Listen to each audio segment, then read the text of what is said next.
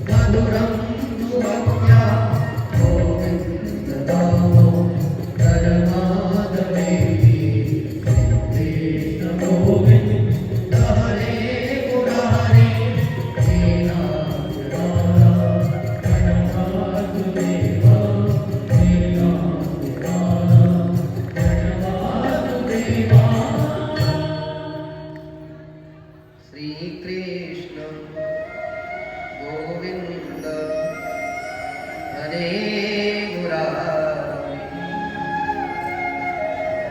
हे नाथ नारायण वासुदेव सिया राम मैं सब जग जान करम प्रणाम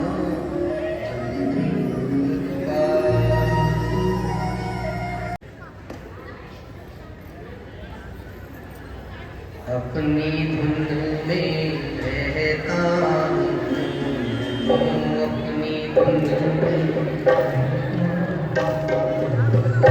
अपनी धुन में रहता अपनी धुन में रहता राधे राधे कहता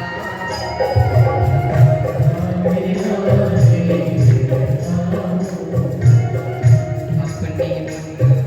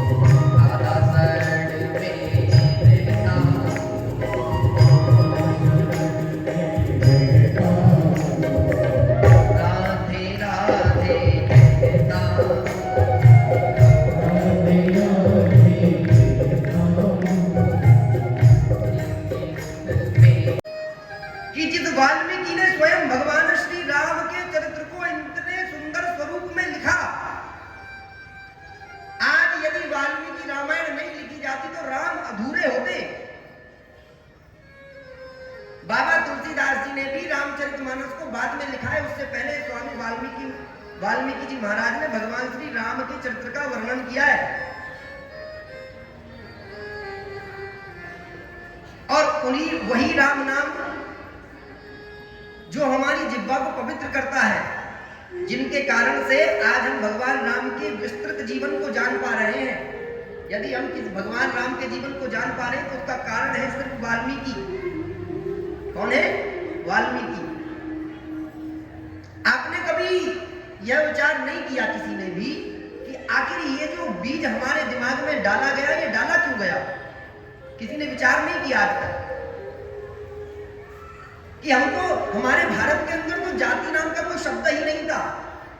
किसी भी आप पुराण, किसी भी आप शास्त्र, किसी को भी उठा लो भैया देखो, और प्राचीन पुराण को उठाना है, मुगलों के समय के पुराण को नहीं उठाना है। जब भारत के ऊपर मुगलों ने आक्रमण किया ना, तब भारत के शास्त्रों से, पुराणों से, वेदों से बहुत बड़ी छेड़छाड़ हुई इस भारत को खत्म करने के लिए, बहुत बड़ी। आज जो हम कई बार मिस्टेक देखते हैं ना अपने शास्त्रों में, पुराणों में, तो उसका कारण मुगल काल है। हमारे यहाँ जाति व्यवस्था कोई व्यवस्था नहीं थी। हमारे यहाँ वर्ण की व्यवस्था थी। वर्ण माने कैटेगरी, जिसका जैसा काम था वैसा उसको बताया जाता था, वैसा वह करता था, वैसी ही श्रेणी में बैठता था। आज जिस प्रकार से प्रशासनिक व्यवस्था है ना, उसी प्रकार से हमारे यहाँ पर वर्ण व्यवस्था थी। प्रशासनिक व्यवस्था में होता है कि चाहे आप किसी भी जाति के हो, किसी भी विचारधारा के हो, आपने यदि वो परीक्षा उत्तीर्ण की है तो आपको उसी कैटेगरी में जाकर के बैठना है जिसके लिए आप पात्र हो। यदि ब्राह्मण का बालक आईएएस की परीक्षा पास नहीं कर पाता तो उसे आईएएस में ज्वाइनिंग नहीं मिलती। यदि कोई क्षत्रिय का बालक यदि आईएएस का एग्जाम पास नहीं कर पाता तो उसे परीक्षा में बैठने की योग्यता प्राप्त नहीं होती, उसको वह कुर्सी नहीं मिलती। और यदि कोई छोटी जाति का बालक यदि उस परीक्षा को पास कर लेता है तो उस कुर्सी के योग्य होता है, उस कुर्सी पर जाकर के न्याय करता है। तो वैसा ही हमारा सनातन भी था। हमारे यहाँ कहीं पर जाति व्यवस्था नहीं है। अब मैं 3-4 दिन से क्यों नहीं बोल पाया ये सब विषय, क्योंकि आप सब लेट आते थे। आज भी लेट आए हो, आज भी बहुत कुछ छूटने वाला है। हमें कुछ नहीं करना, किसी दूसरे को सुना लेंगे, आप अपने यहाँ आए, हमें सुनने वाले बहुत है ना। पर ये याद रखना एक बात, भारत बहुत सुंदर है। भारत है तो आज हम भगवान श्री राम की कथा को, भगवान श्री कृष्ण की कथा को, भगवान शंकर की कथा को, या जितने भी हमारे देवी देवता हैं उनकी हम आज पूजा अर्चना सब कुछ कर पा रहे हैं क्योंकि भारत है। आज हम पाकिस्तान में क्या भागवत कथा कर सकते हैं? जवाब दो। क्या अफगानिस्तान में कोई कथावाचक जाकर के कथा कर सकता है? और बांग्लादेश में तो बिल्कुल ना जाने, अभी तख्ता पलट रहे वहां पर अच्छी बात यह है कि आज हम कल बोले थे इस विषय को, किसी ने हमसे कहा था कि महाराज जी पूरे देश के अंदर बहुत ही हिंदू समाज के अंदर हृदय में झटका है, वहां पर साधु संतों को निर्दोष होने के बाद भी जेलों में डाला जा रहा है। तो कृपा करके आप इस विषय को बोलना। तो मैं तो लगभग जब से इस व्यास गद्दी पर बैठा हूं जब से इन विषयों को बोल रहा हूं, लेकिन बोलना समस्या का समाधान नहीं है। ये बहुत सुंदर है, लेकिन बोलना समस्या का समाधान नहीं है। समाधान है जो कल हो गया सो हो गया, आने वाले समय में ऐसा ना हो, उसके लिए अपने आप को, अपने बच्चों को संस्कार देने अति आवश्यक है। संस्कार, देखिए दो चीज माता पिताओं को अपने बच्चों को जरूर देनी चाहिए। पहली चीज है संस्कार और दूसरी चीज है अपने बच्चे को शक्तिशाली बनाने में पुरजोर प्रयास करना। पुरजोर जितनी ताकत हो। और भैया जो बालक यहाँ पर बंधुओं बैठे हैं ना, उनसे भी एक निवेदन है, आप अपनी पूरी ताकत अपने आप को बड़ा बनाने के लिए लगा दीजिए। आपको छोटा सोचना ही नहीं है, आपको बड़ा ही सोचना है। आप इस पृथ्वी पर कुछ छोटा करने के लिए आए ही नहीं हो। यदि कोई छोटा काम भी आपको मिलता है तो उसको भी आपको बड़ा ही बनाना है, उसको भी आपको बड़ा बनाना है, उसको भी। आज पूरे देश के अंदर बांग्लादेश में हो रहे हिंदुओं के ऊपर अत्याचार, वहां पर हो रहे साधु संतों के ऊपर यह निर्ममता के द्वारा किए हुए अपराध, शायद हो सकता है कि आप यहाँ अपनी मनमर्जी चला सकते हो क्योंकि आप वहां पर बहुसंख्यक हो, लेकिन भगवान के यहाँ देर है बेटा, अंधेर नहीं है। यहाँ हिसाब देना पड़े या ना देना पड़े, लेकिन वहां तो हिसाब देना है। और वहां चोरी चकारी अगड़म झगड़म झूठ बोल करके कोई केस खत्म नहीं होते, वहां तो देना पड़ेगा प्रेजेंटेशन। और कहते हैं जिस किसी ने भी आज तक साधुओं का अपमान किया है, साधुओं के हृदय को दुखाया है, वह व्यक्ति पृथ्वी पर बहुत दिन तक लंबे समय नहीं रहा है। इतिहास साक्षी है महाराज। स्वामी श्री कृपात्री जी महाराज को दिल्ली के आंदोलन में उस वक्त की सरकार ने प्रताड़ित किया था, और आज आप देख रहे हो स्थिति क्या है। स्थिति अच्छी नहीं है। खैर क्या क्या कहें आपसे, दत्त तो बहुत है हृदय, लेकिन कह नहीं सकते। हम कभी कभी ज्यादा गर्म हो जाते तो फोन आता है हमारे पास हमारे गुरुदेव भगवान का, बोले आज ज्यादा गर्म हो गए थे, कम होना चाहिए था। तो हमें कल डांट भी लगी थी, प्रेम भी मिला था और डांट भी मिली थी, दोनों एक साथ ले लेते हो। क्योंकि आप जितने लोग देखते हो उससे ज्यादा लोग तो इससे दिखते हैं, तो उन्हें भय ये रहता है पता नहीं महाराज जी को कोई हानि ना कर जाए। कई बार रहता है अपनों से बड़ों को। आज मुझे कुछ अच्छे अच्छे लोगों के दर्शन भी हो रहे हैं। अब 1 2 4 5 लोगों को मैं जान गया हूँ यहाँ पर, क्योंकि 3 4 दिन आपके साथ में मेरा रहते हो गया है। तो हमारे मध्यस्थ यहाँ कांकेर के विधायक आशाराम नेताम जी उपस्थित हैं। एक बार जोरदार तालियों से स्वागत है आपका। और आज कथा पूरी सुन के जाना। कहाँ है, दिख नहीं रहे मेरे को, इधर से थोड़ी देर के लिए दिखे थे। अच्छा ड्यूटी पर। तो जरा याद दिलाइएगा कि कथा कल हमने कहाँ विश्राम की थी। चलिए याद दिलाइए सबको, हाथ उठाइए, हम भूल गए। किस किस को याद है कथा, हाथ उठाओ। चलो बताओ कहाँ विश्राम की थी। देखो भाई, प्रेमी तो है, मैं जहां भी जाता हूँ वहां कथा सुनते हैं, और जब अगले दिन पूछता हूँ कि याद है या नहीं, तो क्या छुप जाते, बोले याद ही नहीं, भूल जाते हैं। लेकिन यहाँ बहुत सारे लोग ऐसे हैं जो कहने महाराज कल की कथा, कल हमने भगवान का सबसे बड़ा जो सुपरस्टार है उसका नाम है बालक ध्रुव, उस पर कथा को हमने विश्राम किया। नैमिषारण्य की भूमि पर सुखदेव महामुनि राजा परीक्षित को यह श्रीमद् भागवत कथा श्रवण करा रहे हैं। उधर उसी भूमि पर कुछ समय बाद में सूत जी महाराज सोमकादिक 88,000 ऋषि मुनियों को यह पवित्र श्रीमद् भागवत कथा श्रवण करा रहे हैं। किस लिए? मृत्यु के भय के कारण। इस भागवत में आज परीक्षित को चौथा दिन है बैठे बैठे, तो परीक्षित ने कुछ भी अपनी जिह्वा पर अन्न जल कुछ नहीं लिया है, निरंतर केवल कथा ही सुन रहा है। जब वक्ता और श्रोता दोनों एक से हो तो फिर भूख और प्यास दोनों ही नहीं लगती है। ये भूख और प्यास को समय ही नहीं है लगने का साहब। भक्ति बड़ी अद्भुत चीज है। जिसको ज्यादा भक्ति हो जाती है ना, उसकी भूख प्यास खत्म हो जाती है। तुमको थोड़ी थोड़ी भक्ति जिस दिन आएगी उस दिन तुम बिना स्नान किए हुए भोजन नहीं करोगे। आप कहोगे कि अभी स्नान नहीं किया इसलिए भोजन नहीं करूंगा। और जब थोड़ा और आगे बढ़ जाओगे भक्ति में तो फिर कहोगे कि मंदिर जाए बिना भोजन नहीं करूंगा।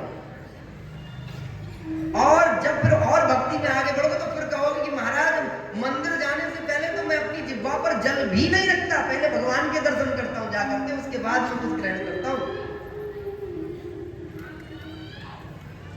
भक्ति मनुष्य को बहुत ही आकर्षित बना देती है, बहुत आकर्षण होता है भक्त के अंदर, बहुत।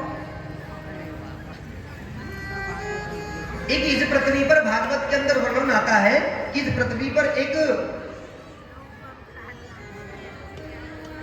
नाभि नाम के राजा हुए और ये जो थे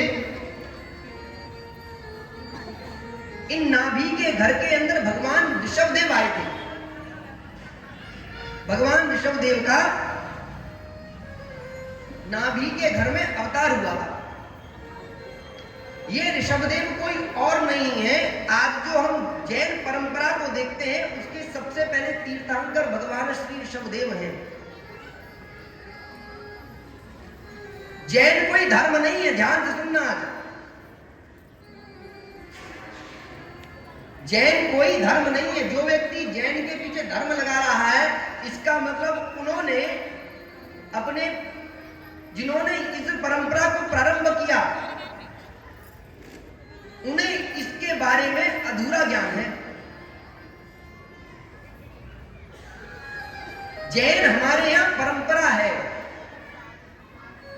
वो परंपरा जो अपने जीवन को साधती हो।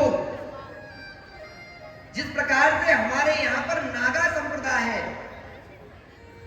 नागाओं को देखते ना आप, नागा साधु संत होते हैं, अपने शरीर पर कोई वस्त्र कोई आभूषण कुछ ग्रहण नहीं करते।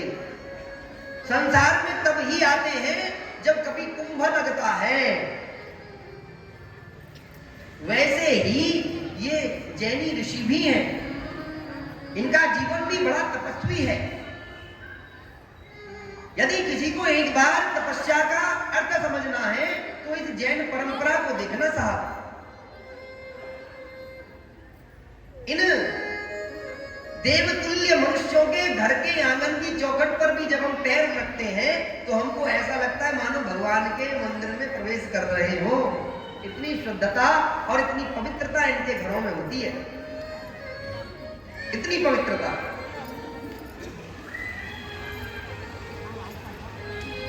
तो ये भगवान ऋषभदेव के समय से प्रारंभ हुआ। सबसे पहले तीर्थंकर हैं भगवान ऋषभदेव। और इन ऋषभदेव के घर में एक ऐसा बालक हुआ जिस बालक का नाम है भरत। और भागवत के अंदर इस भरत नाम के बालक के 3 जन्मों की कथा आती है। 3 जन्मों। हमारे मध्यस्थ भी एक भरत जी हैं, जिस दिन से आए हैं इनके दर्शन भी आजकल हमें हो रहे हैं। इनकी स्माइल देख करके हमको याद आ गई कि भरत जी हमारे सामने भी बैठे हैं। बजाइए एक बार जोरदार तालियां। इनके 3 जन्मों की कथा है भरत की। एक जन्म में ये ऋषभदेव भगवान के पुत्र बने हैं, लेकिन ये पुत्र ऐसे हैं कि अपने पिता के त्याग को देख करके इनके अंदर त्याग की भावना जग गई। इनके त्याग को, अपने पिता के त्याग को देख करके इनके अंदर त्याग की भावना जग गई। इन्होंने कहा कि मैं राज्य नहीं करूंगा, मैं राजा नहीं बनूंगा, मैं तो उसी भगवान के मार्ग पर जाऊंगा और जो व्यक्ति का परम लक्ष्य है मैं उस लक्ष्य को प्राप्त करूंगा। तो इन्हें राजा बनाया जा रहा था, लेकिन इन्होंने राज्य को स्वीकार नहीं किया। अब जब राज्य को स्वीकार नहीं किया तो जंगल में तप करने के भगवान का, तो तप कर रहे थे, साधना कर रहे थे। और साधना करते करते करते करते एक दिन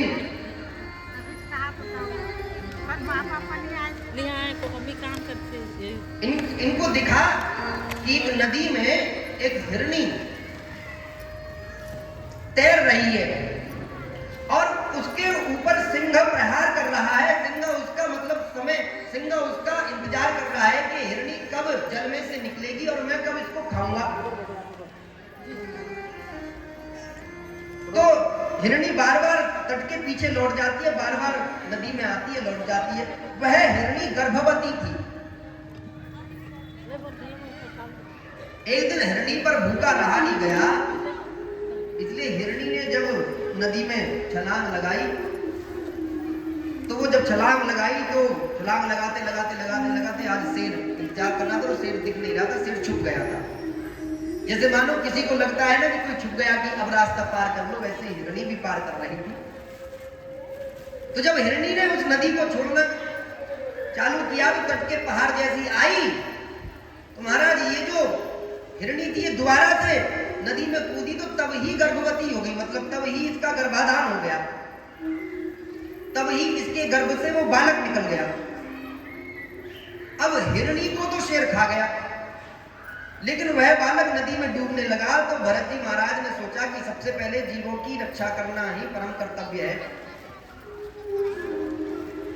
तो भरत जी महाराज गए तो भरत जी महाराज ने सिंह को डरा दिया और सिंह भाग गया, क्योंकि सिंह के हाथ तो खाने की वस्तु लग चुकी थी, तो सिंह को कुछ करना नहीं है। सिंह का एक स्वभाव होता है साहब,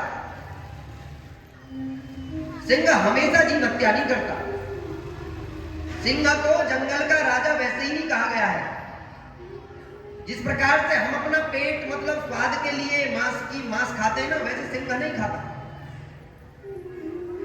सिंह तब ही खाता है जब सिंह को बहुत जोर की भूख लगती है, और एक बार खा करके वे तब ही दोबारा खाना प्रारंभ करता है, तब ही शिकार करता है किसी का, जब उसको उदर में बहुत ज्यादा वेदना होती है, जब उसको लगता है कि मेरे प्राण निकल जाएंगे। मजबूरी में सिंह मांस खाता है अपने आप को जीवित रखने के लिए, क्योंकि उसे राजा कहा गया है और राजा का परम कर्तव्य होता है कि वह अपनी प्रजा की रक्षा करे। तो क्योंकि ये सिंह का स्वभाव है, यह स्वभाव किसी और जीव में नहीं है।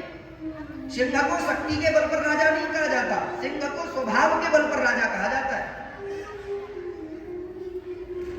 स्वभाव के बल पर उसका स्वभाव राजाओं जैसा है। एक बार लोमड़ी के मन में जंगल का राजा बनने का मन बना, लोमड़ी का, कि वे शेर को जंगल का राजा कहते हैं, सबसे बुद्धिमान तो मैं हूं, तो जंगल का राजा शेर कैसे हो सकता है। इसलिए लोमड़ी ने अपनी बुद्धि का प्रयोग किया भैया।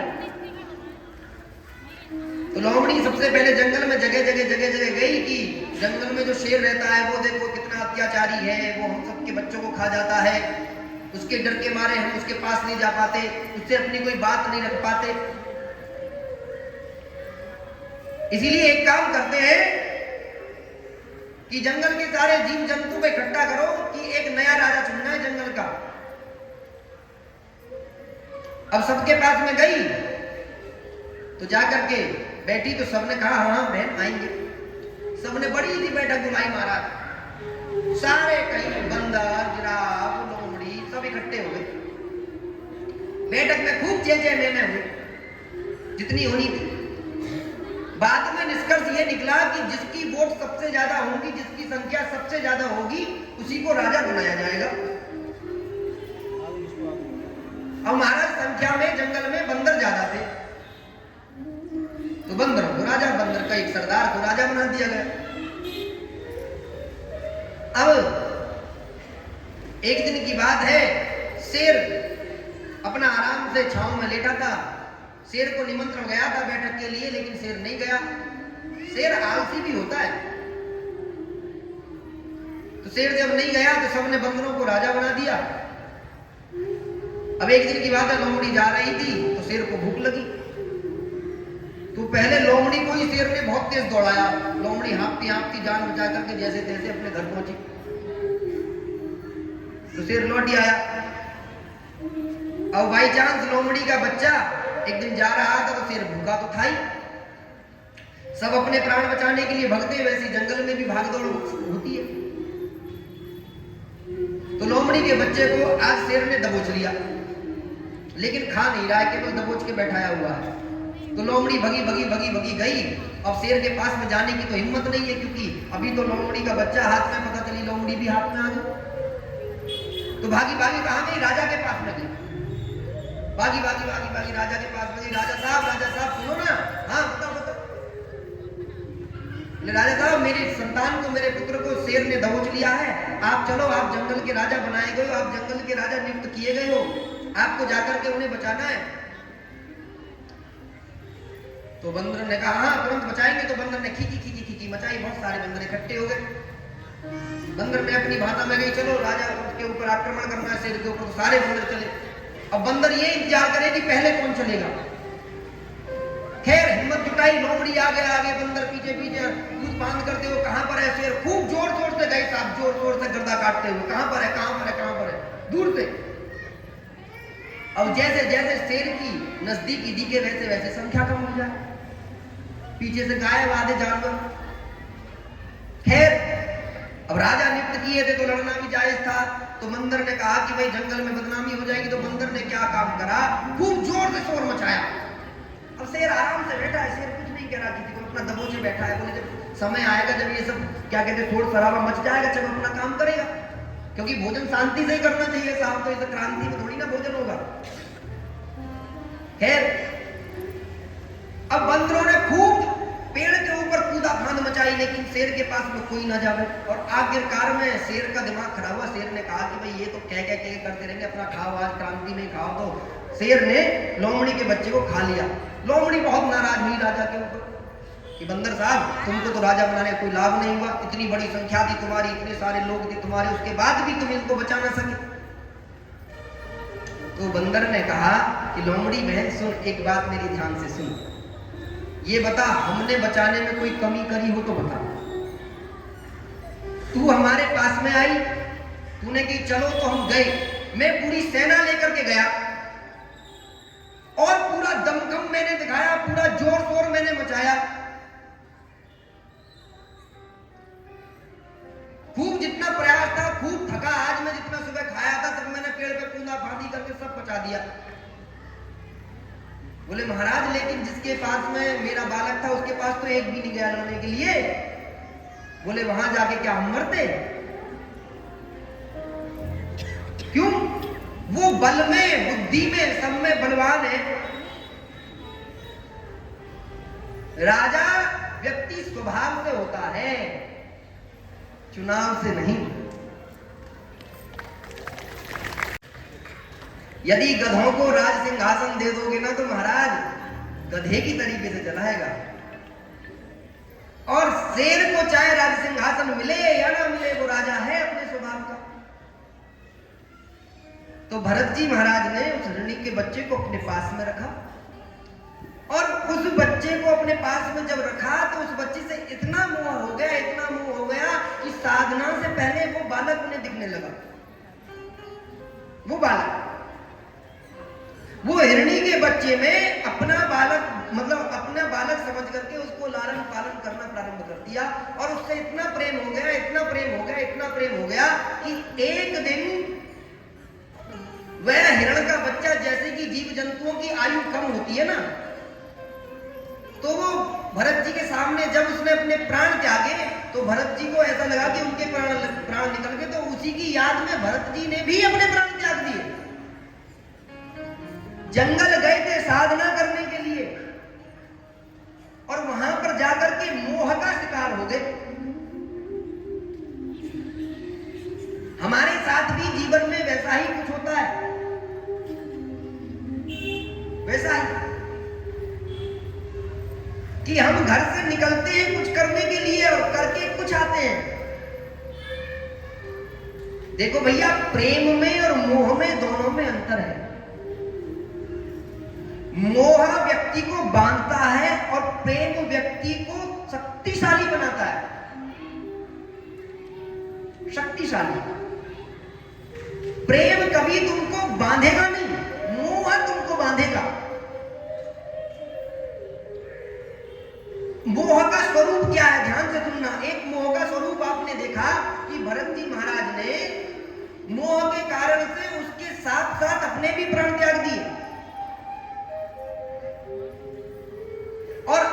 समय पर मनुष्य जैसा सोचता है उसका आगे का जो जन्म होता है ना वैसा ही होता है। इसलिए कहा गया है कि अंतिम समय पर मनुष्य को भगवान का नाम जिह्वा पर और भगवान का स्वरूप अपने समक्ष लाना चाहिए।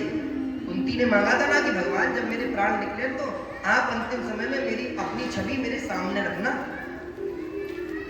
क्योंकि आप मेरे सामने रहोगे तो आपके विचार मेरे जीवन में रहेंगे। जब भगवान ना करे कि मेरा आगे वाला जन्म आएगा तो उसमें आपका सानिध्य मेरे को प्राप्त होगा। खैर भरत जी महाराज का जन्म दूसरा हुआ, दूसरे जन्म में भरत जी महाराज हिरण ही बने, लेकिन साधना के प्रभाव के कारण से भरत को अपना पूर्व जन्म याद था। देखिए सनातन धर्म ही ऐसा है जो पूर्व जन्म को स्वीकार करता है, पूर्व जन्म को मानता है। बाकी सभी को ऐसा लगता है कि एक ही जन्म है, बाकी कोई जन्म नहीं है। हमारे पुराण हमारे शास्त्रों को छोड़ करके अन्यत्र किसी भी पुस्तक में पूर्व जन्म का विषय नहीं आता, क्योंकि वो एक ही जीवन को सब कुछ मानते हैं। परंतु भगवान अपने होने का प्रमाण हमेशा देते हैं, हमेशा। जब जब भक्त को भगवान के ऊपर से अविश्वास होगा तब तब भगवान अपने होने का प्रमाण देंगे। जब भी भक्त भगवान से कुछ ना कुछ विचलता होगी, कहेगा कि भगवान है ही नहीं संसार में, तब ही भगवान अपने होने का प्रमाण दे देंगे। पृथ्वी पर ऐसे बहुत सारे अनेकों लोग आपको मिल जाएंगे जिनको अपना पूर्व जीवन पूर्णता के साथ में याद है। मेरे छोटी सी आयु में ही ना जाने कितने लोग मुझसे ऐसे टकराते हैं जिनको अपने पूर्व जन्म याद है कि महाराज हम पूर्व जन्म में इस गांव में पैदा हुए थे, और बाकायदा जाकर के बताते हैं। और यदि विश्वास ना हो तो आज जाकर के गूगल पर या यूट्यूब पर देखना कि पूर्व जन्म के किस्से, उसमें आपको सत्य घटनाएं दिख जाएंगी। और महाराज भरत जी को जब अपना पूर्व जन्म याद रहा, क्योंकि अंतिम समय पर हिरण याद रहा तो हिरण बन गए। अब इसीलिए भरत जी महाराज को जब पूर्व जन्म याद रहा तो उन्होंने कहा कि ये जन्म तो मेरा गवाया, तो भरत जी महाराज ने अपने प्राण को हिरण के स्वरूप में ही त्याग दिया। और फिर अगले जन्म में प्रिय भरत जी महाराज एक ब्राह्मण के घर में जन्म लिए, और ब्राह्मण के घर में जन्म लिए तो इन्हें अपने 2 जन्म की घटनाएं याद हैं। मैं कहता हूं कभी कभी कि तुम्हें भगवान से कुछ मांगना है तो पहले तो ये मांगना कि भगवान आप ही हमें मिल जाना। यदि भगवान ना मिले ना और कभी ऐसा अवसर प्रदान हो जाए कि भगवान कहे कि मेरे अलावा तो कुछ और मांग ले, तो केवल एक ही चीज मांगना भगवान से। ऑप्शन दे रहा हूं आपको, भगवान से कहना भगवान मुझे अपने पूर्व जन्म की याद दे देना। मैं जितनी बार भी पृथ्वी पर बाई चांस जन्म लेकर के आऊं तो मुझे अपना पूर्व जन्म याद रहना चाहिए। क्यों? क्योंकि पूर्व जन्म में मुझे जब याद रहेगा तो मैं ये देख लूंगा कि पूर्व जन्म में मैं ये था, तो मैं गलत करने से भयभीत होऊंगा, क्योंकि आपके ही आशीर्वाद के कारण से मुझे मेरा पूर्व जन्म याद होगा। तो साधकों को पूर्व जन्म याद रहता है। अब इन भरत जी महाराज को याद रहा तो भरत जी महाराज के जो पिताजी हैं उनको पढ़ाने का प्रयास करते, लिखाने का प्रयास करते, लेकिन भरत जी ना पढ़ते ना लिखते। तो खैर धीरे धीरे सारे भाइयों का विवाह हो गया। तो भरत जी के जब विवाह का नंबर आया तो भरत जी ने कहा कि पिताजी मैं विवाह नहीं करूंगा। तो क्या करोगे? पिताजी मैं तो भगवान का भजन करूंगा। तो भरत जी ने अपने आप को ऐसा बना लिया है कि जैसे भरत जी पागल है। भरत जी सीधे हैं, जैसे कोई ज्यादा सीधा व्यक्ति होता है ना उसे लोग पागल मानने लग जाते कि तो पागल है। और सीधे व्यक्ति की बहुत अच्छी बातचीत है महाराज। सीधे व्यक्ति को कुछ नहीं करना पड़ता, कुछ नहीं, उसका सब कुछ कोई और ही करता है। और तेज व्यक्ति को बहुत मेहनत करनी पड़ती है। यदि जिस घर के लोगों को ऐसा लगता है ना ये बालक बहुत समझदार है तो उसके ऊपर वजन भी इतने डाल देते हैं। कि ये बालक बहुत समझदार है, ये सारी जिम्मेदारियां निभा लेगा। और जो सीधा बालक होता है उससे कहते हैं इसको तो काम देने का मतलब है काम को बिगाड़ना, इसलिए उस बालक को काम नहीं देते। और वो बालक सबसे मौज में रहता है, कुछ करना ही नहीं, आनंद करे। तो भरत जी वैसे बन गए हैं कि यदि काम पर लगाएंगे, यदि समझदार बन गए तो काम पर लगा देंगे। इसलिए बेवकूफ बनने में फायदा है। इसलिए समझदार तो है लेकिन बने हुए बेवकूफ है, दिखावे के लिए। तो बड़े भाई ने कहा भरत जी के ने कि पिताजी इसकी शादी करके क्या करोगे? यदि शादी भी कर दी तो जान को आफत आ जाएगी, कौन करेगा इससे शादी? इतना तो सीधा सा है। तो भरत जी ने कहा वाह, इससे बढ़िया काम नहीं कुछ। बोले एक काम करते हैं पिताजी, इसको खेत का काम दे देते हैं, ये कम से कम खेत तो देख लेगा। तो भरत जी को आज पहली बार खेत का काम दिया। तो भरत जी ने सोचा खेत का काम यदि मैंने ठीक कर दिया तो रोज खेती भेजेंगे मेरे को। तो भरत जी ने क्या काम किया, सुन रहे हो भरत जी? तो भरत जी ने क्या काम किया कि भरत जी को आज भेजा है तो खेतों में, भरत तुम ना खेत की देखभाल करते रहना भैया। बोले हाँ हाँ पिताजी, हाँ भैया जी, जैसे कहो तो वैसे देखभाल करूंगा, बता दो। बोले कुछ नहीं करना है, तू बस जाकर के वहां बैठ जाना, देख लेना कोई खेत को नुकसान ना पहुंचाए। बोले हाँ ठीक है। तो खेत के पास में जाके भरत जी बैठे, अपने खेत को देख रहे हैं पहली बार। तो खेत में बढ़िया फसल है, गेहूं की फसल है। तो खेत के ऊपर केवल खेत बोने वाले का अधिकार नहीं होता, ध्यान रखना। प्रकृति के अनुसार, प्रकृति के अनुसार खेत को केवल खेत में बोने वाले का अधिकार नहीं होता, उस पर कई लोगों का अधिकार होता है। सबसे पहले जब फसल आती है तो सबसे पहला अधिकार होता है पक्षी का। पक्षी आता है, उसमें से कुछ ना कुछ लेता है, वह अपने आप को जीवन यापन के लिए इकट्ठा करता है। तो जब फसल आई तो पक्षी गए खेत में। अब जब पक्षी गए तो पक्षियों ने चोंच मारी। तो भरत जी महाराज के मन में एक बार बात आई कि वहां तो कह के आया हूं कि आज्ञा का पालन करना है। तो भरत जी के मन में दूसरे पल बात आई, अरे खेत तो इन्हीं का है, पहला अधिकार तो इन्हीं का है, प्रकृति के अनुसार पहला नियम इन्हीं का है। हमने केवल परिश्रम किया है, दिया तो ये सब कुछ पृथ्वी ने। तुम्हारा जब पर देखिए, पक्षी जीव जंतु जितने भी ये प्रकृति में बने हैं ना, ये सबसे अत्यधिक डरते हैं तो किसी चीज से वो मनुष्य से डरते हैं। इन्हें सबसे ज्यादा हानि लगती है तो वो मनुष्य से लगती है। पक्षी बहुत जल्दी से मनुष्य के पास नहीं आता, जीव जंतु मनुष्य के पास बहुत जल्दी नहीं आते। लेकिन यदि वो किसी मनुष्य पर विश्वास कर ले तो फिर नेत्र बंद करके करते हैं। तो जब उन पक्षियों को भरत जी महाराज पर विश्वास हो गया तो भरत जी के पास में आते हैं और महाराज रोज आराम से दाना खा के जाते हैं। अब स्थिति ये आ गई कि जो पक्षी थे वो संख्या इतनी बढ़ गई, इतनी बढ़ गई, इतनी बढ़ गई कि सारा खेत पक्षी खा गए। अब भरत से रोज पूछे, जब शाम संध्याकालीन घर जावे भरत की, भरत खेत में सब ठीक है? बोले एकदम ठीक है, कोई कमी नहीं है, जैसा दिया था वैसा ही है। तो सबको लगे कि महाराज ये भरत मतलब बड़ा ईमानदारी के साथ में खेत की रक्षा कर रहा है। लेकिन बात भी सही थी, जब भरत जी आए थे उस टाइम पर खेत बंजर था, इतनी लहलहाती खेती नहीं थी, प्रारंभ हुआ था, उसी की तो रक्षा करने के लिए भेजा था। यदि फसल पूरी हो जाती है तो समय से काट लेता है। अब भरत जी ने कहा कि जैसा तुमने भेजा था वैसा ही है, देख लो। अब भरत जी महाराज गए तो एक दिन सोचा चलो भाई फसल हो गई होगी, अब तो लंबा समय हो गया है।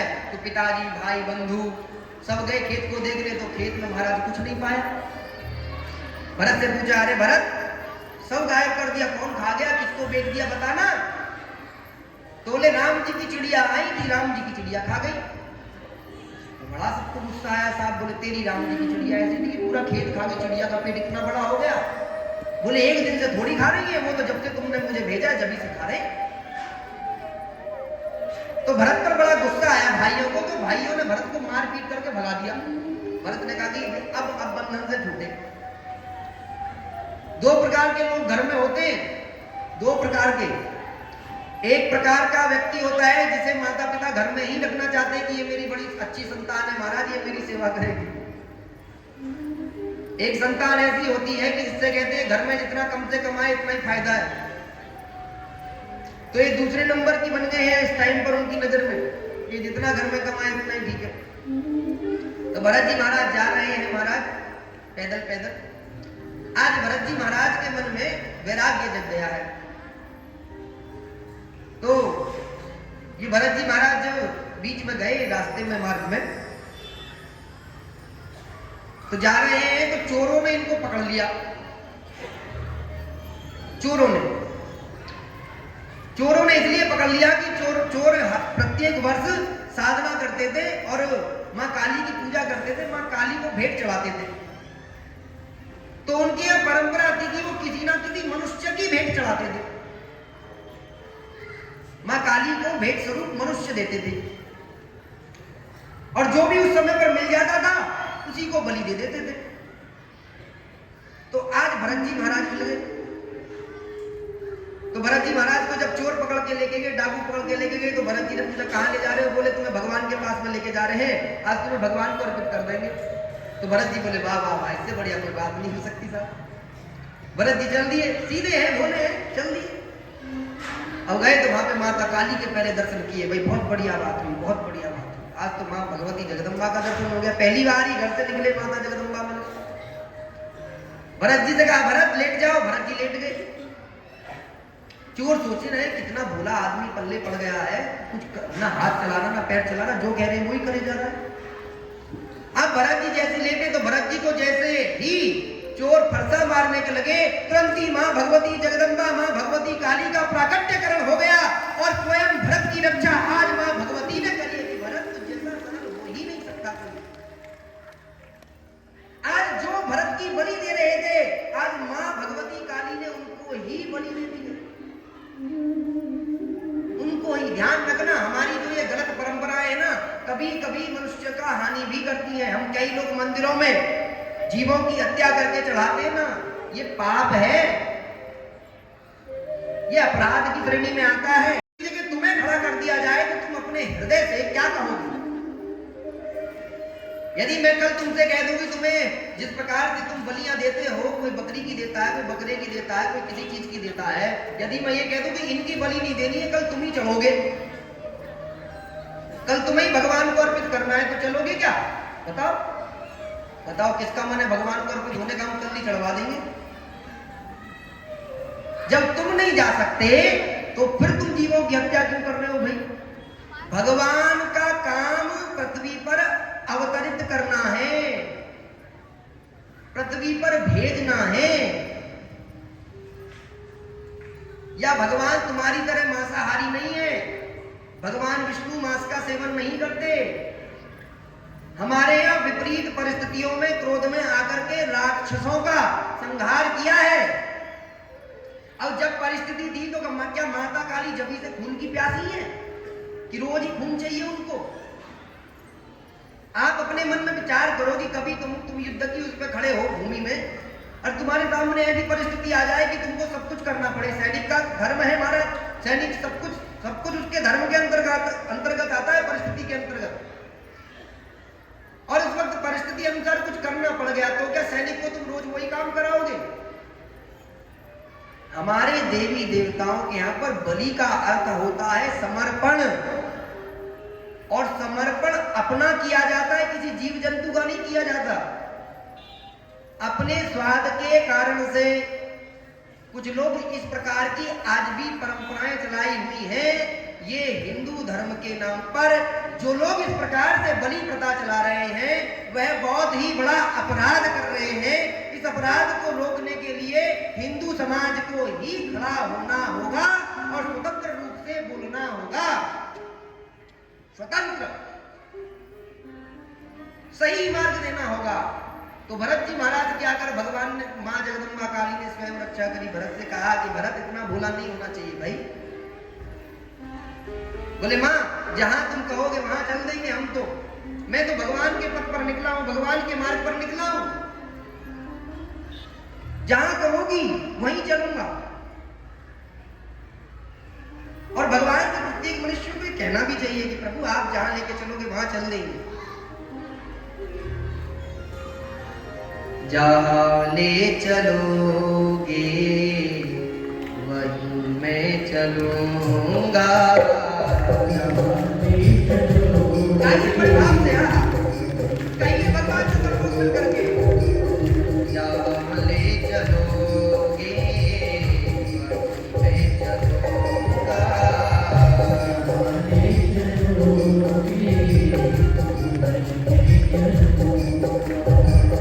जहाँ नाथ रख लोगे, जहाँ नाथ रख लोगे, वहीं मैं रहूँगा। जहाँ ले चलोगे, वहीं मैं चलूँगा।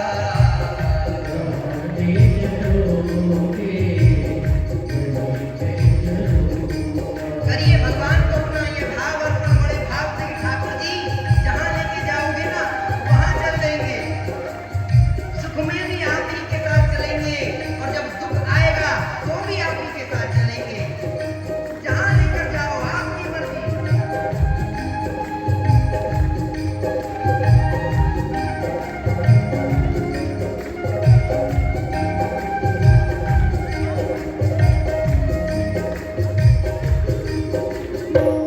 जहाँ ले चलोगे, वहीं मैं चलूँगा।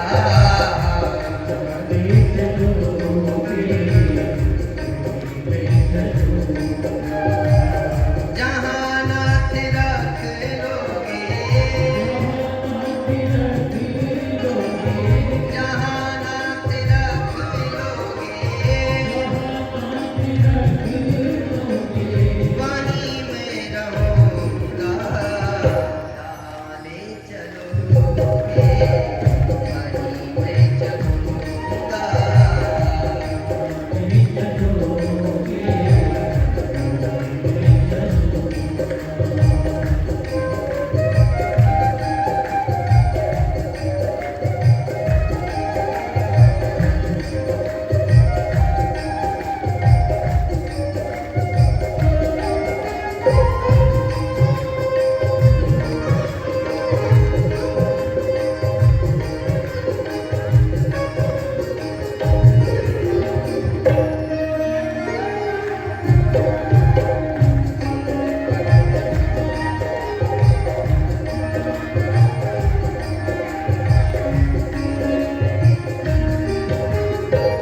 ये जीवन समर्पित चरण में तुम्हारे, तुम ही मेरे सर्वस्व, तुम ही प्राण प्यारे।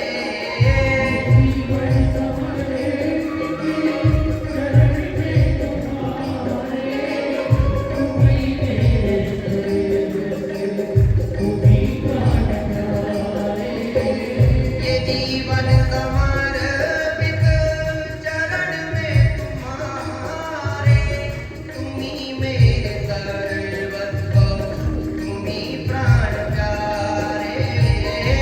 जीवन समर्पित चरण में तुम्हारे, तुम ही मेरे सर्वस्व, तुम ही प्राण प्यारे। तुम्हें छोड़ कर नाथ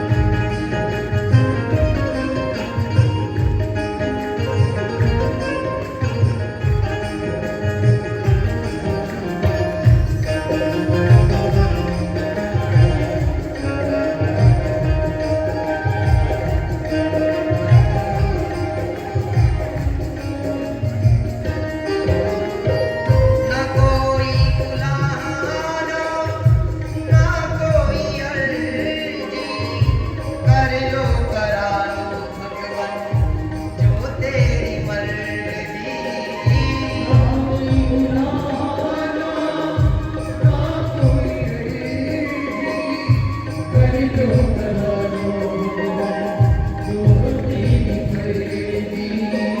ना कोई बुलाना ना कोई अर्जी, कर लो करा लो भगवन जो तेरी मर्जी।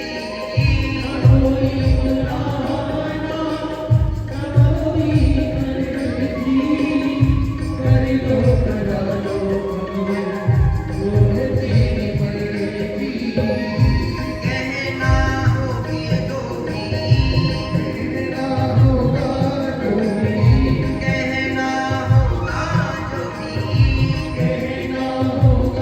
जो भी तुमसे कहूँगा जहाँ ले चलोगे वहीं मैं चलूँगा।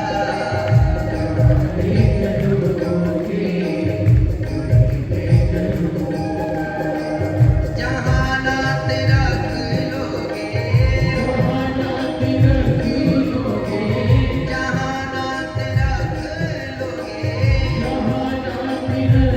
लोगे वहीं मैं रहूँगा।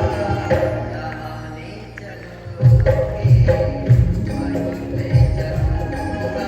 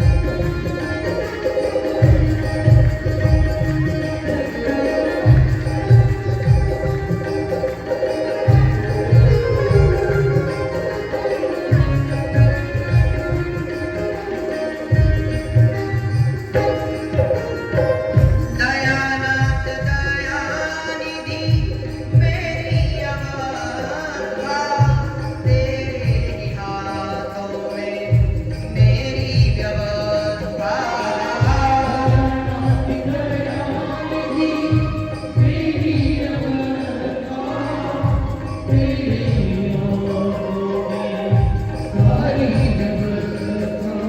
तेरे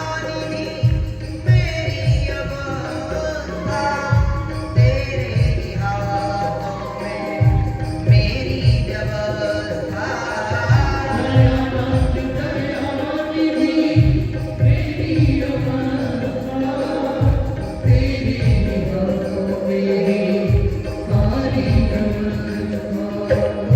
जो भी कहोगे जो भी कहोगे वही मैं करूँगा। जहाँ ले चलोगे वहीं मैं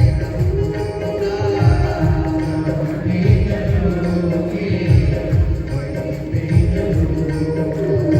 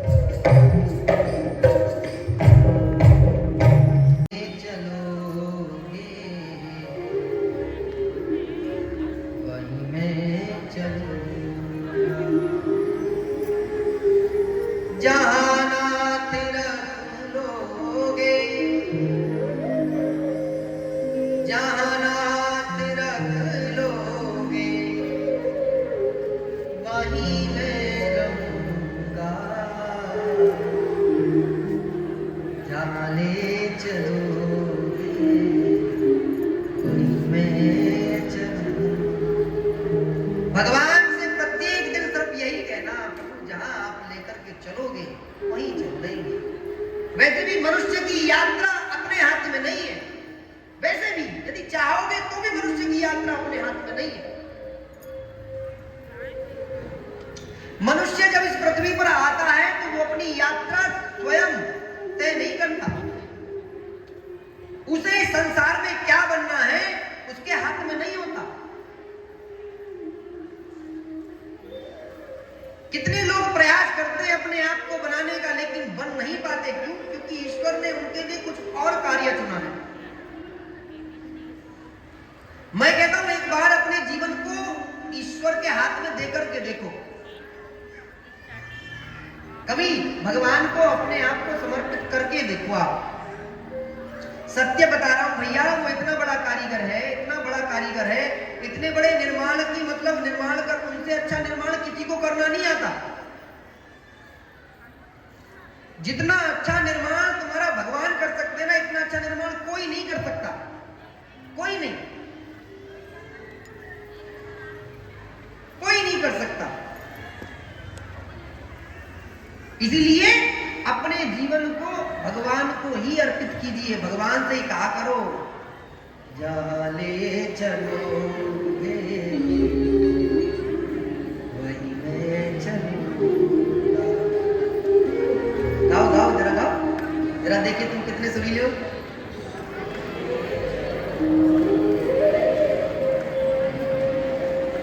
ऐसे नहीं, आपके जैसे हम गाए वैसे गाना। ये शब्द तुमसे इसलिए कहवा रहा हूं क्योंकि ये ही शब्द तुमको भगवान के पास लेके जाएंगे। जहां ले चलोगे वहीं मैं चलूंगा।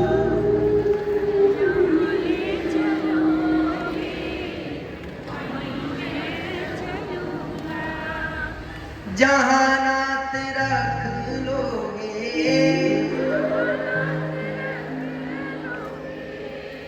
जहां नाथ रख लोगे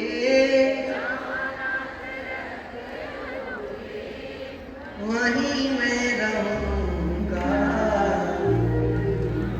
जहां ले चलोगे मैं चलूंगा। भरत जी महाराज ने कहा है कि भगवान जहां आप लेके जाओ, तो भगवान ने कहा इसने तो अपना हाथ ही मेरे हाथ में दे दिया। तो भगवान अपना संपूर्ण जीवन भगवान को अर्पित किया और अंतिम समय में स्वयं भगवान ने ही इनको मोक्ष प्रदान किया। भरत जी ने अपना संपूर्ण जीवन भगवान को अर्पित किया है। हम जिनके लिए अपना जीवन अर्पित करते हैं ना साहब, हो सकता है कि वो हमें जीवन में धोखा दे दें, हो सकता है कि वो हमारी अपेक्षाओं पर खरे ना उतरे, हो सकता है कि जो हम उनसे चाहते हैं वो हमें ना दे सके। लेकिन यदि हमने अपना जीवन भगवान को अर्पित कर दिया तो हमको प्यारे सच्ची बता रहा हूं, किसी से कुछ मांगने की आवश्यकता नहीं पड़ेगी। हमारे पास में बहुत लोग आते हैं कि महाराज कुछ चाहिए, कुछ चाहिए, कुछ चाहिए, बताओ ना। ना चाहिए नहीं, फिक्स है, समय से पहले तय है। मनुष्य सोचता कुछ है, होता कुछ। और ये भागवत कुछ और नहीं है साहब, ये भगवान के चरणों में, भगवान के पास में ले जाने का साधन है और कुछ नहीं है। बस ये आपको भगवान से जोड़ देगी। भागवत को मैं कभी कभी कहता हूं कि भागवत जो है ना वो चार्जर है और मनुष्य मोबाइल है। भागवत चार्जर है और मनुष्य मोबाइल है। माना चार्जर की याद बहुत कम बार आती है। कब आती है चार्जर की याद मनुष्य को? बताओ। जिसके पास में मोबाइल है उसको चार्जर की याद कब आती है? जब बैटरी डाउन होने लग जाती है, जब उसकी बैटरी डाउन होने लग जाती है। यदि समय से चार्जर मिल गया तो चार्ज हो जाओगे, यदि नहीं मिला तो डेड हो जाओगे। बैटरी चार्ज रखनी है तो चार्जर साथ रख के चलना पड़ेगा प्यारे।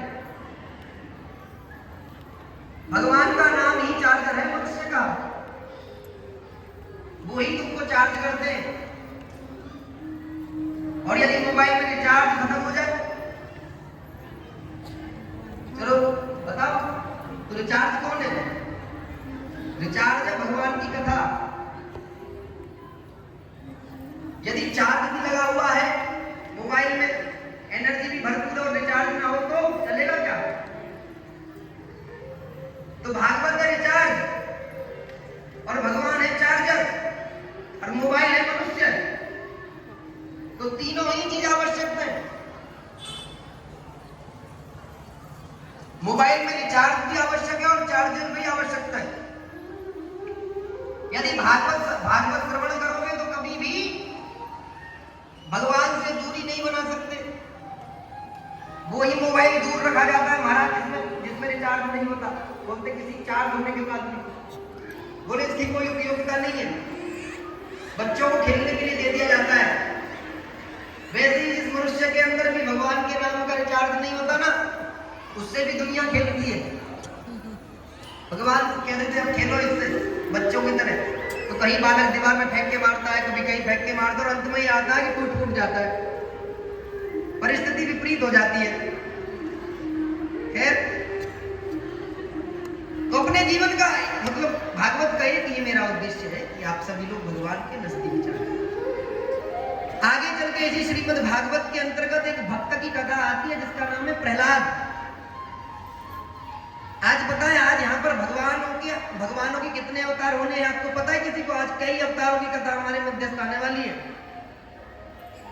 आज वामन भगवान भी आएंगे, आज भगवान श्री राम भी आएंगे और आज अंत में जाकर के भगवान श्री कृष्ण भी आएंगे और आज यहीं पर भगवान महादेव भी आएंगे। भागवत का चौथा दिन भगवान का आगमन का दिन होता है, आगमन का। तो आज भगवान भी अपनी तैयारी से बैठे हुए हैं, तो आज थोड़ा लेट हो जाओ तो चलेगा ना? करेंगे लेट, तुम्हारी क्या कौन सुन रहा, हमारे ऊपर डिपेंड है, तुम्हें कब छोड़ना है। आज हमसे हमारा बचपन ही छीना जा रहा है। आप ध्यान से, जब जितने भी लोग यहाँ पर 70-80 वर्ष की आयु के वृद्ध महानुभाव बैठे हैं और जो यहाँ पर बालक 15 साल के 16 साल की आयु से नीचे की आयु के बालक बैठे हैं, तो आप एक बार यदि उनसे पूछोगे ना और उनके बचपन को देखोगे कि भाई तुम बचपन में क्या कर रहे थे और हम बचपन में क्या कर रहे थे, तो आपको समझ में आएगा कि आपसे 80 वर्ष वाले या 70 वर्ष वालों का जो पहला बचपन था वो बड़ा सुंदर बचपन था। उन्होंने अपने बचपन को बड़े आनंद के साथ में पूर्ण किया, लेकिन आज का बचपन तो लगता ही नहीं कि ये बचपन है, लगता है बचपन में भी बचपन है, बालक लगता ही नहीं है बच्चा है। कभी कभी हम हंसी में कहते हैं कि आजकल पहले बालक जब जन्म लेता था तब होता था बालक 2G, फिर धीरे धीरे समय बदला, फिर बालक हो गया 3G, फिर धीरे धीरे समय बदला, बालक हो गया 4G और अब वाले जो 2024 में पैदा हो रहे हैं वो है 4G। अपडेट होकर क्या आ रहे साहब? बड़े बूढ़ों पे मोबाइल चलाना ना आए, वो जन्म लेती महाराज मोबाइल चलावे। क्यों चलावे? इसका कारण जानते हो? क्योंकि माताओं के हाथ में जब मोबाइल होता है तो बालक गर्भ के अंदर होता है तो सब देखता है, सीखता है, तो इसलिए वो अंदर ही बैठा बैठा वेटिंग में रहता है कब बाहर आऊं और बाहर आकर के मोबाइल चलाऊं। पहले हम भगवत गीता पढ़ते थे तो बालक जन्म लेता था तो बचपन में बच्चे का मतलब भाव आप देखते थे कि जब बड़े बूढ़े दादा काका काकी जब बच्चों को उंगली पकड़ करके मंदिर लेकर जाते थे तो वो वैसा ही करते थे जैसा हम करते थे। हमें मंदिर जाने की आदत थी बच्चों के, लेकिन आज तो हम अपने बालकों को मंदिर लेके ही नहीं जाते। बालक उठता बाद में महाराज मुंह में दूध की बोतल और सामने कार्टून, ये दोनों से जीवन की शुरुआत होती है। अब जब दिखाओगे कार्टून तो बालक कौन सा एडवांस बनेगा? कार्टून ही बनेगा।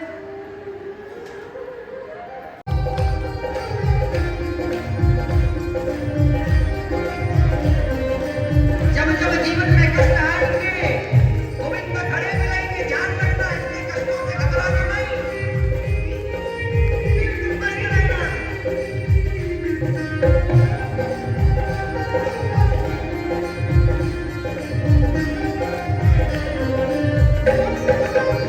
तेरा दर्द तो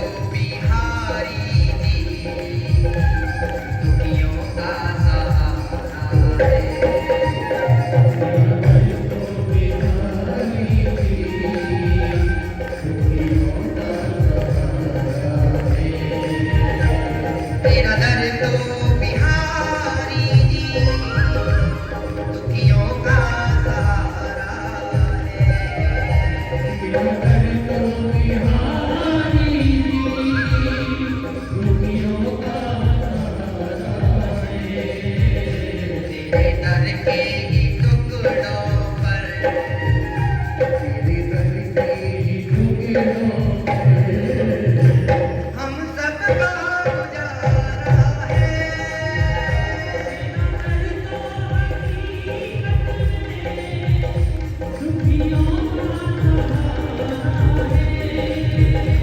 तेरा दर तो बिहारी जी, दुखियों का सहारा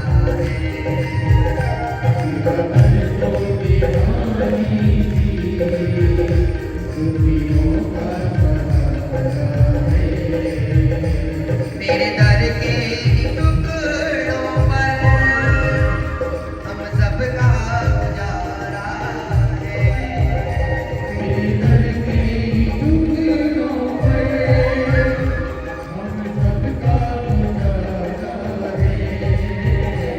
तेरा दर तो बिहारी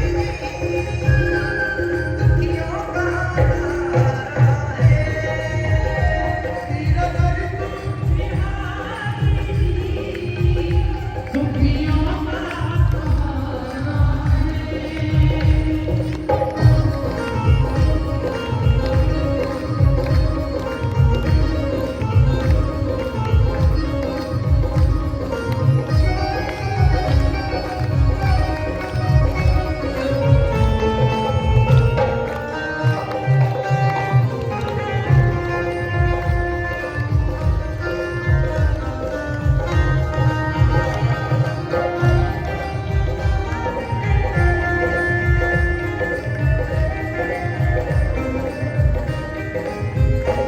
टूटी हुई कश्ती है और दूर किनारा है।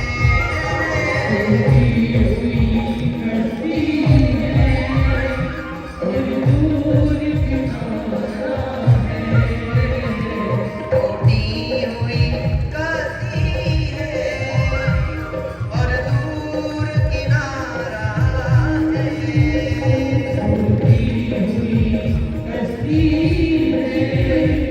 और दूर किनारा है। अब पार करो नैया,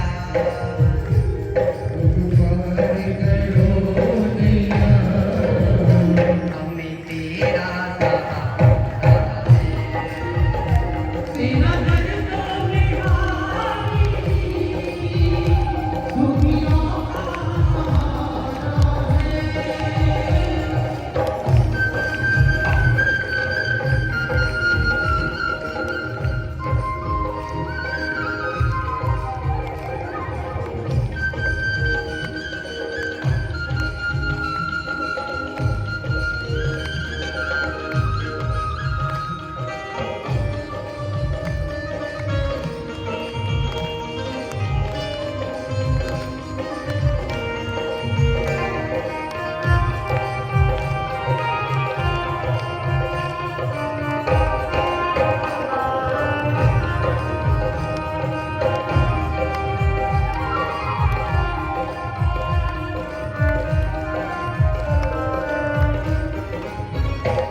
बिगड़ी हुई तकदीरें तेरे द्वार पे बनती है।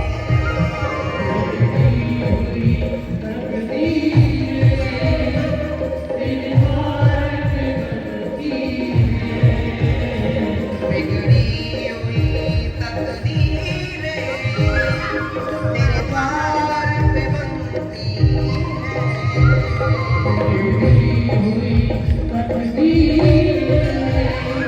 तेरे द्वार पे बनती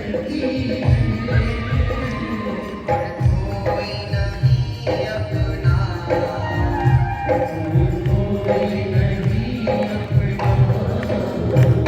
अब तू ही हमारा